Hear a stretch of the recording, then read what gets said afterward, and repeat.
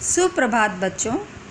आज मैं आपको पाठ्यपुस्तक के माध्यम से एक चित्रकथा पढ़ाने जा रही हूँ। इस चित्रकथा के माध्यम से यह बताया गया है कि हमें कभी भी किसी भी वस्तु या व्यक्ति पर इतना निर्भर नहीं रहना चाहिए कि हम अपने कर्तव्यों को ही भूल जाएं। तो आइए शुरू करते हैं अपना पाठ। एक गांव में एक मुर्गा रहता था। उसका कार्य प्रतिदिन सवेरे बांग देकर सबको उठाना था। हर मौसम में वह निरंतर बिना चूक के समय से बांग देता था। उसकी बांग सुनकर सभी लोग अपने काम पर जाते थे। सभी उसके काम से प्रसन्न थे, क्योंकि कोई भी काम पर देर से नहीं पहुंचता था। उसके इसी ईमानदार कार्य के कारण उसे हर वर्ष सालाना उत्सव में ग्राम समिति की ओर से इनाम मिलता था। एक बार उससे मिलने पड़ोस के गांव से उसका दोस्त आया। वह उसके लिए एक उपहार लाया। वह उपहार था एक अलार्म घड़ी। मुर्गे ने सोचा कि जब वह खुद सबको उठाता है तो उसके लिए अलार्म घड़ी किस काम की।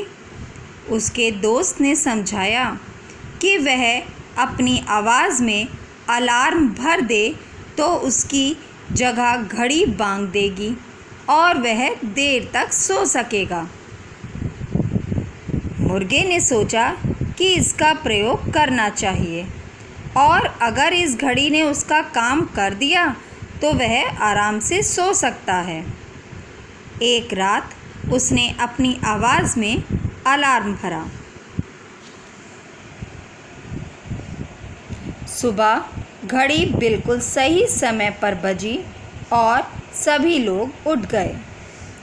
मुर्गे ने सोचा कि घड़ी अच्छा काम करती है और उस दिन से वह अपने कानों में रुई डालकर देर तक सोने लगा।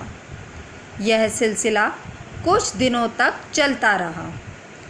कुछ दिनों के बाद एक दिन अलार्म घड़ी नहीं बजी, लेकिन मुर्गा उससे अनजान था।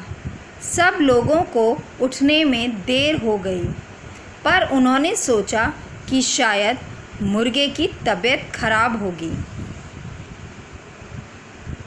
परंतु अगले दिन फिर घड़ी नहीं बजी। तब सभी लोग मुर्गे के पास गए और उन्होंने देखा कि मुर्गा बड़े आराम से सो रहा है। उन्होंने उसे उठाकर डांटा और उससे पूछा कि वह अपना काम क्यों नहीं कर रहा। तब मुर्गे ने उन्हें घड़ी वाली बात बताई। ग्राम समिति ने उसके दोस्त को बुलाया और फिर उसके दोस्त ने बताया कि वह उस मुर्गे को उसके अच्छे काम के लिए मिले इनामों के कारण उससे ईर्ष्या करता था। इसीलिए उसने अपने दोस्त को खराब घड़ी भेंट की। अंततः ईमानदार मुर्गे के दोस्त ने उससे माफ़ी मांग ली। तो हमें इस पाठ से यह शिक्षा मिली, हमें दूसरे लोगों या वस्तुओं पर इतना निर्भर नहीं रहना चाहिए कि हम अपने कर्तव्य को ही भूल जाएं।